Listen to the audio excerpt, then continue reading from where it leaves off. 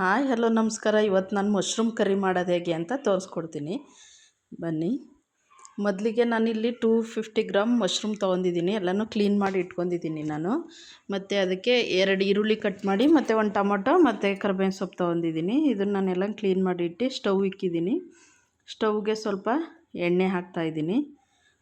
ಎಣ್ಣೆ ಸ್ವಲ್ಪ ಬಿಸಿ ಆಗಬೇಕು. ಬಿಸಿ ಆದಮೇಲೆ ಇದಕ್ಕೆ ನಾನು ಕಟ್ ಮಾಡಿ ಇಟ್ಕೊಂಡಿರೋ ಅಂಥ ಈರುಳ್ಳಿ ಹಾಕ್ತಾಯಿದ್ದೀನಿ. ಈರುಳ್ಳಿನ ಸ್ವಲ್ಪ ಫ್ರೈ ಮಾಡಬೇಕು. ಅದ್ರ ಈರುಳ್ಳಿ ಫ್ರೈ ಮಾಡಬೇಕಾದ್ರೆ ಅದಕ್ಕೇ ನಾನು ಕರಿಬೇವಿನ ಸೊಪ್ಪನ್ನು ಹಾಕಿದ್ದೀನಿ. ಇವಾಗ ಟೊಮೊಟೊ ಅದಕ್ಕೆ ಹಾಕ್ತಾಯಿದ್ದೀನಿ. ಟೊಮೊಟೊ ಸ್ವಲ್ಪ ಫ್ರೈ ಆಗಬೇಕು. ಅದು ಚೆನ್ನಾಗಿ ಫ್ರೈ ಆಗಲಿ ಅಂತ ಅದಕ್ಕೆ ನಾನು ಸ್ವಲ್ಪ ಉಪ್ಪು ಹಾಕ್ತಾಯಿದ್ದೀನಿ. ಉಪ್ಪು ಹಾಕಿ ಮಿಕ್ಸ್ ಮಾಡಿ ಮತ್ತು ಅದಕ್ಕೇ ನಾನು ಸ್ವಲ್ಪ ಅರಿಶಿನ ಹಾಕ್ತಾಯಿದ್ದೀನಿ. ಅರಿಶಿನ ಹಾಕಿ ಚೆನ್ನಾಗಿ ಮಿಕ್ಸ್ ಕೊಡ್ತಾಯಿದ್ದೀನಿ. ಅದು ಚೆನ್ನಾಗಿ ಮಿಕ್ಸ್ ಮಾಡಿಬಿಟ್ಟು ಅದನ್ನು ಮುಚ್ಚಿ ಒಂದು 5 ನಿಮಿಷ ಕುದಿಸ್ತಾಯಿದ್ದೀನಿ. ಅದಾದಮೇಲೆ ನಾನು ಅದಕ್ಕೆ ಕ್ಲೀನ್ ಮಾಡ್ಕೊಂಡಿರೋಂಥ ಮಶ್ರೂಮ್ ಆ್ಯಡ್ ಮಾಡ್ತಾಯಿದ್ದೀನಿ.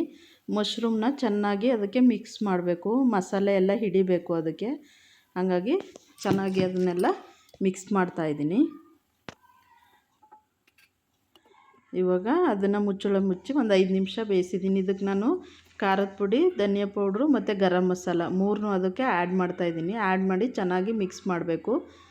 ನೋಡ್ತಾ ಇರ್ಬೋದು ನೀವು, ಮಿಕ್ಸ್ ಮಾಡ್ತಾಯಿದ್ದೀನಿ ನಾನು. ಸ್ವಲ್ಪ ಅದಕ್ಕೆ ನೀರು ಕೂಡ ಸ್ವಲ್ಪ ಆ್ಯಡ್ ಮಾಡಿದ್ದೀನಿ.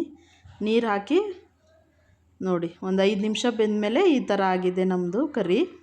ಇವಾಗಿದು ರೆಡಿಯಾಗಿದೆ. ಇದನ್ನು ನಾನು ಚಪಾತಿ ಜೊತೆ ಸರ್ವ್ ಮಾಡ್ತಾಯಿದ್ದೀನಿ. ನೋಡ್ತಾಯಿರಿ ಎಷ್ಟು ಚೆನ್ನಾಗಿ ಬಂದಿದೆ ಅಂತ.